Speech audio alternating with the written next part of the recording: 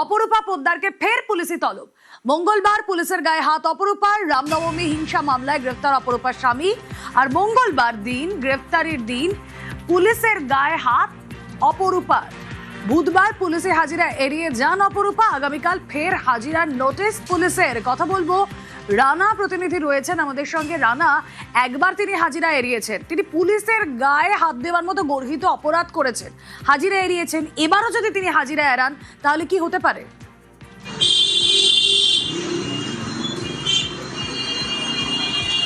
একদমই তাই। দেখো রোমেলা, যে গতকাল সারা দিন ভোর কিন্তু শ্রীরামপুর থানা পুলিশ আধিকারিকরা অপেক্ষা করছিলেন যে এই অপূর্বা পোদ্দারকে 12টার সময় তাকে নোটিশ পাঠানো হয়েছিল দেখা করার জন্য শ্রীরামপুর থানাতে, কিন্তু তিনি আসেননি।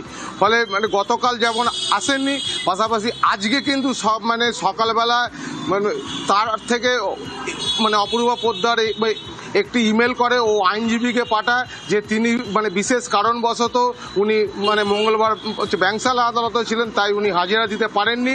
ফলে তার পক্ষে আসার সময় হয়নি, সময় করে উনি আসবেন। তারপরেই কিন্তু চন্দননগর পুলিশ কমান্ডারেট শ্রীরামপুর থানার পুলিশ তার বাড়িতে একটি নোটিশ পাঠায়। শুধু তাই নয়, এবার উল্লেখযোগ্য যে এই যে নোটিশ রয়েছে তার মধ্যে কিন্তু জামিন অযোগ্য ধারা মামলা রুজু করা হয়েছে, যেটা একদম যে ছবিতে স্পষ্ট যে উনি পুলিশের সঙ্গে দুর্ব্যবহার করেছেন, পুলিশ মহিলা কর্মীকে ঠেলে হাত দিয়ে সরিয়ে দিয়েছেন। এই যে ছবি ফুটে উঠেছে, বিশেষ করে নিউজ 18 বাংলার যে ছবি একদম চোখের সামনে, যেটা সারা বাংলার মানুষ দেখেছে, পুলিশ কিন্তু সেই ছবিকে তথ্য করে কিন্তু তাকে আবার ফার্দার নোটিশ পাঠিয়েছে। আগামীকাল তাকে শ্রীরামপুর যে পুলিশ স্টেশনে তাকে দেখা করার জন্য। যদি কোনো কারণে, যেটা আইনভাবে যেটা জানা যাচ্ছে, যদি উনি কালকে এই যে শুনানির জন্য যদি ডেকে পাঠিয়েছে, যদি না উনি দেখা করেন, তারপরেই কিন্তু তার বিরুদ্ধে গ্রেফতারি পরোয়ানা জারি হলেও হতে পারে। রোমেলা, বেশ। দিদি কি বলবেন? দিদি কি বলবেন? দিদি কি বলবেন? দিদি কি বলবেন? দিদি কি বলবেন? দিদি কি বলবেন? দিদি কি বলবেন? দিদি কি বলবেন? দিদি কি বলবেন? দিদি কি বলবেন? দিদি কি বলবেন? দিদি কি বলবেন? দিদি কি বলবেন? দিদি কি বলবেন? দিদি কি বলবেন? আর কালকে আবার ওনাকে আসতে বলা হয়েছে। শ্রীরামপুর আদালতে কিছু অ্যাডিং সেকশন প্রেয়ার দিয়েছি, আরও কিছু নন বেলেবল সেকশন অন্তর্ভুক্ত করা হয়েছে।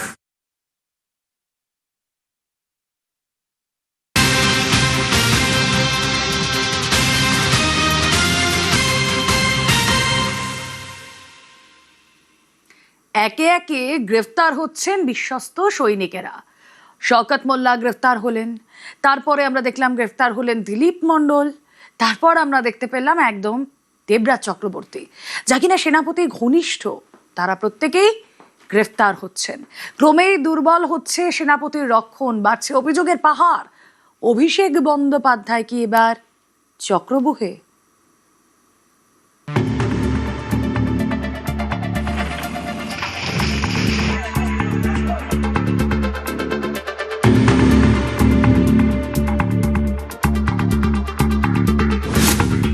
এ যেন একে একে নিভিছে দেউটি। রাজনীতির যুদ্ধক্ষেত্র, একে একে জালে জড়াচ্ছেন বিশ্বস্ত সব সৈনিক। জালে জড়াচ্ছেন, ময়দান ছাড়ছেন, রণাঙ্গনে ক্রমশ দুর্বল হচ্ছে সেনাপতির রক্ষণ।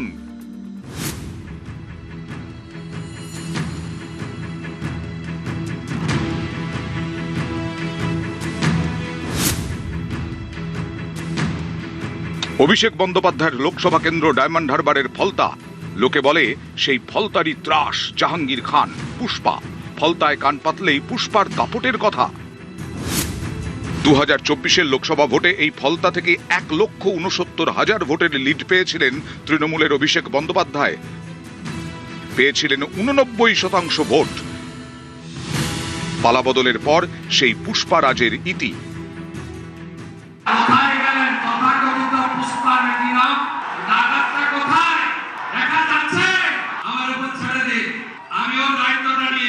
পুষ্পা ঝুঁকেগা নেই, এমন ঝোঁকা ঝুঁকেছে, খালি পায়ে ছোট প্যান্ট পরে কান ধরে উঠবস করতে করতে যাচ্ছে।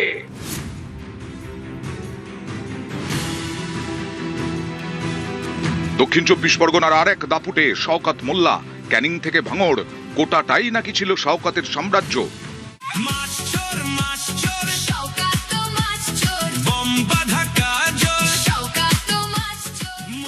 বিজেপির দাবি এককালে শওকত ছিলেন ডায়মন্ড হারবারে অভিষেকের চোখ কান। এহেন শওকত ভোটে হেরেছেন, স্ত্রী ঘরে গেছেন। ভেঙে দেওয়া হয়েছে নদীর পাড় দখল করে তৈরি শওকতের ছেলের ক্যাফেও।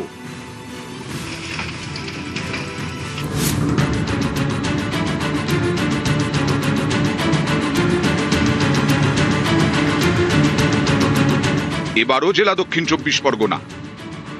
বিষ্ণুপুরের 5 বারের বিধায়ক দিলীপ মণ্ডল, তিনিও রাজনৈতিক মহলে অভিষেকের আস্থাভাজন বলেই পরিচিত। পালাবদলের পর পুরীর হোটেল থেকে তাকে গ্রেফতার করেছে পুলিশ।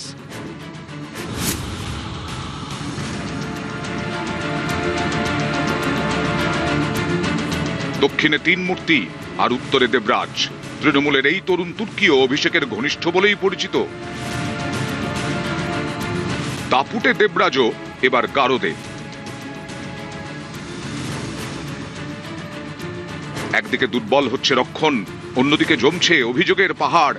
কি নেই সেই তালিকায়? বিধায়কদের সইজালের অভিযোগ, ভোট প্রচারে ডিজে মন্তব্যে উস্কানির অভিযোগ, নিয়োগ দুর্নীতিতে যুক্ত থাকার অভিযোগ, বিষ্ণুপুর এবং জোকা মিলিয়ে প্রায় 700 কোটি টাকার মাটি চুরির অভিযোগ, আমফানের ত্রাণে 238 কোটির দুর্নীতির অভিযোগ। অবৈধ নির্মাণের অভিযোগে তাঁর দুয়ারে পৌঁছে গেছে কলকাতা পুরসভাও। এসব দেখে অনেকেই বলছেন চক্রবুহে অভিষেক। নিউজ 18 বাংলা।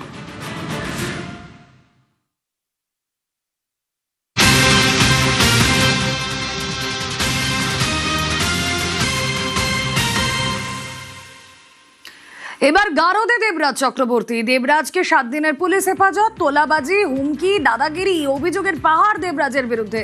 রাঁচির কাছে রিসর্ট থেকে জালি দেবরাজ গতকাল গ্রেফতার, আর আজ তাকে আদালতে পেশ করা হয়। আদালতে যখন পেশ করা হয় দেবরাজকে, তখন তাকে লক্ষ্য করে ডিম ছোড়ে বিক্ষোভকারীরা।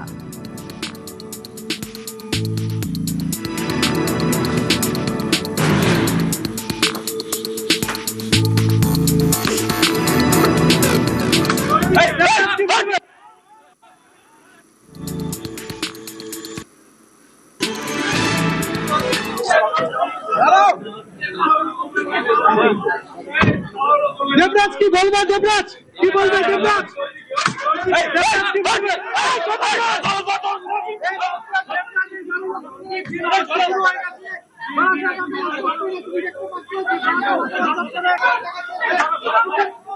আগে আমাদের স্টেটের তরফে 10 দিনের পিসিপিআর ছিল, 7 দিন কোর্ট অ্যালাউ করেছে। আমাদের আর একটা কেস আছে যেটা এর থেকেও অনেক বড় ম্যাগনিটিউডের, সেটার ব্যাপারেও আমরা একটা প্রেয়ার এগোচ্ছি। দুটো কেসেই গভর্নমেন্ট আমাকে স্পেশাল পিপি অ্যাপয়েন্ট করেছে। আজকের কেসটা ছিল এক্সটর্শনের কেস। 30 লক্ষ টাকা উনি চেয়েছিলেন প্রমোটিংয়ের জন্য। এই ক্ষেত্রে এক্সটর্শনের সেকশন আছে আমাদের। আর দুটো কেসেই যেটা প্যারালালি এখন সিন্ডিকেট ক্রাইম যেটা আছে, যেটা লাইফ আর যাবজ্জীবন পর্যন্ত আছে। তো এখন তদন্ত চলছে, ইনভেস্টিগেশন চলছে। এটা কমপ্লিট হলে আমরা অন্য কেসগুলোতে ওনাকে নিয়ে আবার তদন্ত করা হবে। এই মুহূর্তে বলা যাবে না, তবে এই কেসটা 30 লাখের আশপাশে হয়েছে। পরবর্তীকালে যেটা আরেকটা চলছে সেটা হয়তো এই ম্যাগনিটিউডটা এর থেকে অনেক অনেক বেশি হবে। আমরা এক্ষুনি এর বাইরে কিছু বলতে পারবো না। অভিযোগকারীর গোপন জবানবন্দি কবে নেওয়া হয়? অলরেডি হয়ে গেছে, এই কেসের ক্ষেত্রে হয়ে গেছে। পরবর্তীকালে অন্য কেসের ক্ষেত্রে আমরা দেখবো। দেয়ার আর ইনফ্লুয়েন্সেস, আমরা এখন কিচ্ছু অ্যাভয়েড করতে পারবো না।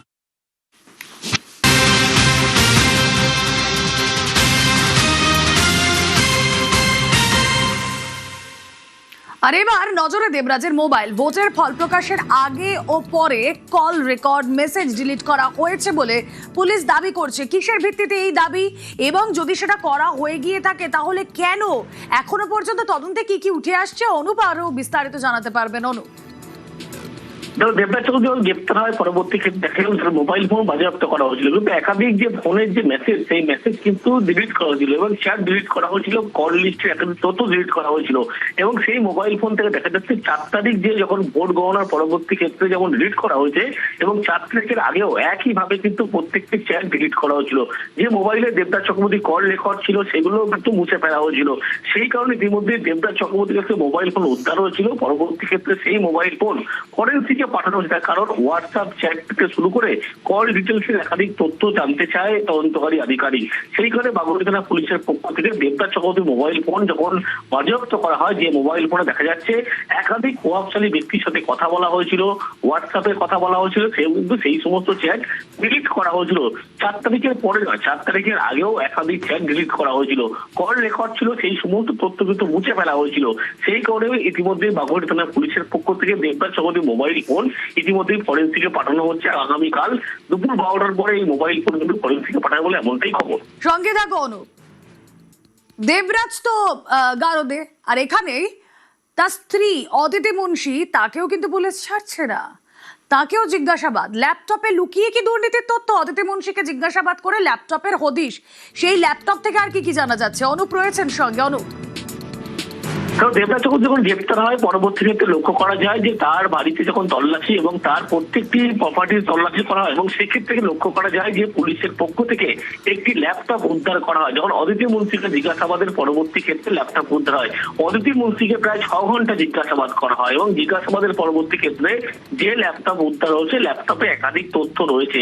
যে দেখা হচ্ছে যে ল্যাপটপের মধ্যে যে সমস্ত তথ্য পাওয়া গেছিল এবং সেক্ষেত্রে লক্ষ্য করা যাচ্ছে যে একাধিক যে বিভিন্ন রকম তথ্য যখন পাওয়া গিয়েছে এবং ল্যাপটপের কিন্তু হাতিয়ার করছে তদন্তকারী আধিকারিক। তার কারণ এই ল্যাপটপেই গোটা যাবতীয় তথ্য লুকিয়ে রয়েছে এমনটা মনে করছে। যখন অদিতি মুন্সিকে বারবার জিজ্ঞাসাবাদ করা হচ্ছিল তিনি কিন্তু তদন্তে অসহযোগিতা করছিলেন। পরবর্তী ক্ষেত্রে যখন তার বাড়িতে তল্লাশি করা হয়, অফিসে তল্লাশি করা হয়, দেখা যায় একটি ল্যাপটপ রয়েছে এবং সেই ল্যাপটপের মধ্যে লুকিয়ে রয়েছে তথ্য এমনটাই মনে করছে। ইতিমধ্যে ল্যাপটপের মধ্য থেকে একাধিক তথ্য উদ্ধার হচ্ছে, যা নিয়ে অদিতি মুন্সিকে জিজ্ঞাসাবাদ করে যে বিপুল পরিমাণ সম্পত্তির কথা বলা হচ্ছে। একদিকে দেবরাজ চক্রবর্তী, অন্যদিকে অদিতি মুন্সি, এই দুজনের যৌথ যে সম্পত্তির পরিমাণ যে দ্বিগুণ পরিমাণে, সেই সমস্ত তথ্যগুলো সেখানে রয়েছে। এছাড়া একাধিক সরকারি যে টেন্ডার থেকে শুরু করে সেই সমস্ত তথ্যই ল্যাপটপে রয়েছে, যেটা অদিতি মুন্সিকে জিজ্ঞাসাবাদ করার পরবর্তী ক্ষেত্রে এই ল্যাপটপ উদ্ধার হয়, যা তদন্তে কিন্তু অনেক অগ্রগতি আনবে এমনটাই মনে করছে বাগুড়ি থানা পুলিশ। ওকে। প্রাক্তন কৃষিমন্ত্রী পূর্ণেন্দু বসুর পিএ এই দেবরাজ, পরবর্তীকালে অভিষেক বন্দ্যোপাধ্যায়ের ঘনিষ্ঠ, রাজনীতিতে উত্থান, সামান্য একজন কাউন্সিলর, তার স্ত্রী একজন বিধায়ক। কিন্তু অভিযোগ গত 15 বছরে এই দেবরাজ চক্রবর্তীর কয়েকশো কোটির সম্পত্তি হয়েছে। এই উত্থান একেবারে উল্কার গতিতে, আর তাই পালা বদলের পর শ্রীঘরে।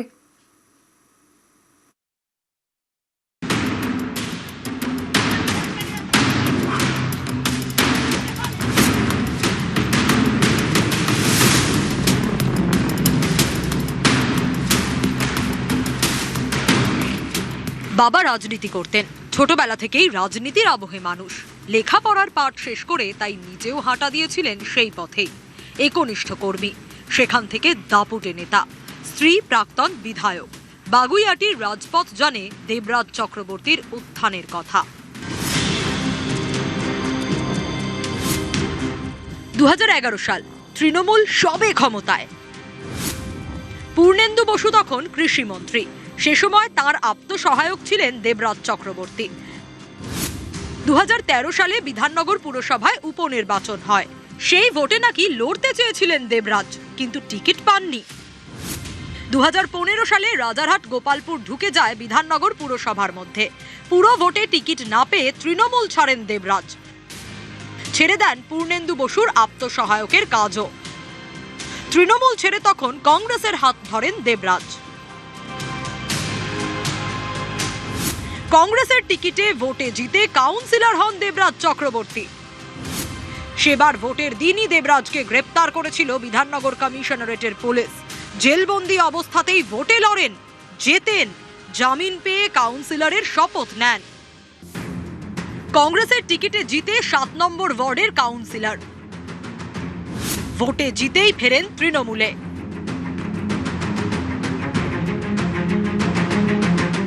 সময় যত যায় রাজনীতিতে ওজন বাড়ে দেবরাজের। মিতভাষী দেবরাজ হয়ে ওঠেন দাপুটে নেতা। এবার ময়দানে তার গায়িকা স্ত্রী অদিতি মুন্সি। 2021 বিধানসভা ভোট। রাজারহাট গোপালপুর কেন্দ্রে পূর্ণেন্দু বসুর পরিবর্তে তৃণমূল টিকিট দেয় অদিতিকে। এককালে পূর্ণেন্দু বসুর পিএ ছিলেন দেবরাজ।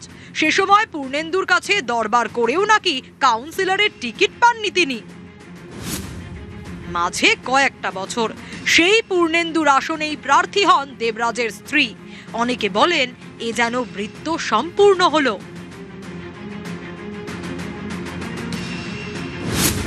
2022 সালে ভোটে জিতে বিধাননগর পুরসভার মেয়র পরিষদ হন দেবরাজ। উত্তর 24 পরগনা জেলার যুব তৃণমূলের সভাপতিও হন। একাধিক বিতর্কে নামও জড়িয়েছে দেবরাজের। একাধিক অভিযোগ উঠেছে তার নামে। 21 বিধানসভা ভোটের পর প্রসেনজিৎ দাস নামে এক বিজেপি কর্মীর ঝুলন্ত দেহ উদ্ধার হয়। খুনের মামলায় নাম জড়ায় দেবরাজের। 2022 সালে এই মামলায় দেবরাজ চক্রবর্তীকে জিজ্ঞাসাবাদ করে সিবিআই। 2023 নভেম্বর নিয়োগ দুর্নীতি মামলায় দেবরাজের বাড়িতে তল্লাশি চালায় সিবিআই। দেবরাজের বিরুদ্ধে তোলাবাজি, আয়ের সঙ্গে সঙ্গতিবিহীন সম্পত্তি এবং খুনের হুমকির অভিযোগ ওঠে। অনেকে দাবি করেন রাজনীতিতে দেবরাজের প্রভাব যত বেড়েছে পাল্লা দিয়ে তার সম্পত্তির বহরও বেড়েছে। অভিযোগ, দেবরাজের সম্পত্তির অঙ্ক নাকি কয়েকশো কোটির গণ্ডি পেরিয়েছে। সবই অবশ্য অভিযোগ। রাজ্যে পালা বদলের পর স্ক্যানারে বাগুইয়াটির দাপুটে যুব নেতা। রক্ষা কবচ চেয়ে কলকাতা হাইকোর্টে গেলেও খারিজ হয়ে যায় সে আর্জি। এরপরই বুধবার পুরুলিয়া থেকে গ্রেফতার দেবরাজ। তোলাবাজি সহ একাধিক মামলায় তাকে গ্রেফতার করে রাজ্য পুলিশের এসটিএফ। তবে যেভাবে একের পর এক দুর্নীতিতে তার নাম জড়িয়ে যাওয়ার পরেও স্মিত হাসির অমায়িক ব্যবহারের ছেলে এলাকায় ঘোরাফেরা করতেন এবং তার রাজনৈতিক পরিধি বৃদ্ধি করার চেষ্টা করেছিলেন, তাতে তার সেই সময়কার রাজনৈতিক দলের একাংশের যে মাথায় হাত রয়েছে তা বুঝতে পেরেছিলেন স্থানীয়রা। ফলে চাইলেও তারা তার বিরুদ্ধে কোনো ব্যবস্থা গ্রহণ করার কথা বলতে পারতেন না। ফলে এই সমস্ত এলাকার মানুষজনদের যে পুঞ্জীভূত ক্ষোভ, তাই দেবরাজ চক্রবর্তী গ্রেপ্তারের পর রাজারহাট নিউ টাউন অঞ্চলে বুঝতে পারা যাচ্ছে। ক্যামেরা অসিত দাসের সাথে আবির ঘোষাল, নিউজ 18 বাংলা, কলকাতা। একাধিকবার ডেরা বদল। ঝাড়খণ্ডের রাঁচির কাছে একটি রিসর্টে 10 দিন ধরে গা ঢাকা, কিন্তু তাতেও কোনো লাভ হলো না। প্রায় 100 মোবাইল ফোনের টাওয়ার ঘেঁটে দেবরাজ চক্রবর্তীকে খুঁজে বের করলো বেঙ্গল এসটিএফ।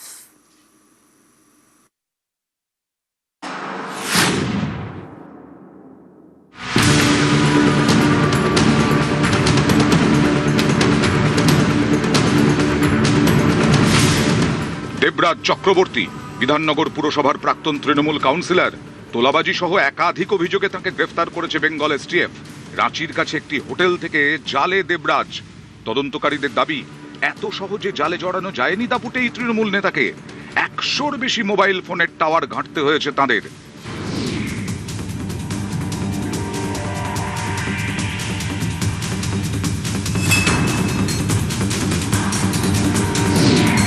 পুলিশ সূত্রে খবর, জুনের 16 তারিখ থেকেই ঠিকানা বদলাতে শুরু করেন দেবরাজ।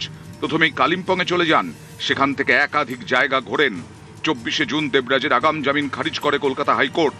এরপর থেকে তার মোবাইল ফোনও সুইচড অফ হয়ে যায়।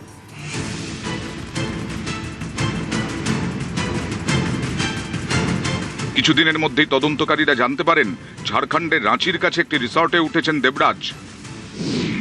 পুলিশের দাবি, দেবরাজের সঙ্গে রিসর্টে ছিলেন তার এক সঙ্গীও। সেই সঙ্গীর মোবাইল ফোন ব্যবহার করতেন প্রাক্তন তৃণমূল কাউন্সিলর। সঙ্গীর মোবাইল দিয়েই একের পর এক ফোন করতেন তিনি। সঙ্গীর এই ফোনই শেষ পর্যন্ত ধরিয়ে দিল দেবরাজকে।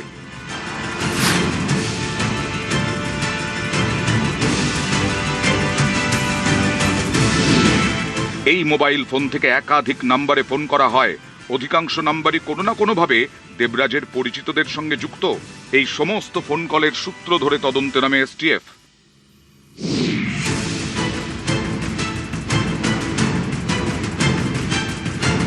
একশোটি মোবাইল ফোনের টাওয়ার লোকেশন ট্র্যাক করেন তদন্তকারীরা। তদন্তকারীদের দাবি এরপরেই তাঁরা নিশ্চিত হয়ে যান পুরুলিয়া ঝাড়খণ্ড সীমানার কাছে ওই রিসর্টে গা ঢাকা দিয়ে রয়েছেন দেবরাজ। রাঁচির এক ব্যবসায়ীর সঙ্গে ঘনিষ্ঠতা ছিল দেবরাজের। অভিযোগ, সেই ব্যবসায়ী রিসর্টে বেশ কয়েক কোটি টাকা ঢেলেছিলেন দেবরাজ। এই রিসর্টেই বুধবার সন্ধে অভিযান চালায় বেঙ্গল পুলিশের এসটিএফ। পালিয়েও শেষ রক্ষা হলো না দেবরাজ চক্রবর্তীর। অবশেষে পুরুলিয়া ঝাড়খণ্ড সীমান্ত থেকে বেঙ্গল এসটিএফ হাতে গ্রেপ্তার দেবরাজ চক্রবর্তী। ক্যামেরায় গোপালতার সঙ্গে অনুপ চক্রবর্তী, নিউজ 18 বাংলা, কলকাতা।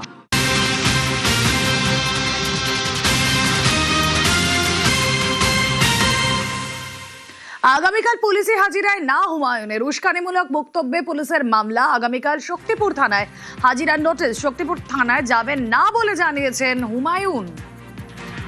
যদি আমার বিরুদ্ধে কোনো অভিযোগ থাকে, আমাকে যেমন সমুটু কেস করেছে, আমাকে তিনি নোটিশ দিয়েছেন। আমার নোটিশের হাজারের টাইম আছে আগামী 3 তারিখ, আজকে 2 তারিখ। আমি আগেই বলেছি, কালকেই বলেছি যে আমি 3 তারিখ শক্তিপুর থানায় হাজির হতে পারবো না, কারণ সেই টাইমে আমার জুম্মার নামাজ আছে। আমি 4 তারিখে রেজিনগর থানায় একই ধরনের 2টো কেস, সমুটু কেস। গত সোমবার হুমায়ুনকে চরম হুঁশিয়ারি, উস্কানিমূলক মন্তব্যে সবকের বার্তা। বাড়তে এই যে 9 এমএলএ যে ভাষায় কথা বলে, এটা আপনাদের পাপের ফল। বলছে 4700 জেল, তাই নাকি? আপনাকে কেমন সবক শিখাতে হয় এই সরকারের মুখ্যমন্ত্রী শেখাবে। আচরণ ভদ্র করুন, ভাষা সংযত করুন। সন্দেশখালীর বেতাজ বাদশা, জীবনতলার খুনি, যখন যে দল আসে সেই দলে চলে আসে। এনআইএ তোলার আগে আমাকে 4 বার মেসেজ করেছে, ক্ষমা কি করবেন না? আমি ক্ষমা করার কেউ নই। পুষ্পা বলেছিল ঝুঁকে গানি। এই একই পরিণতি ওই 9 এমএলএটার হবে যদি ভাষা সংযত না করে। ও মমতা ব্যানার্জিকে ডিল করেছে, আমাকে ডিল করেনি। আমাকে ডিল করতে হবে ওকে। এমন রাফুল অ্যাকশন নেব, বুঝতে পারবে আইনের শাসন কাকে বলে।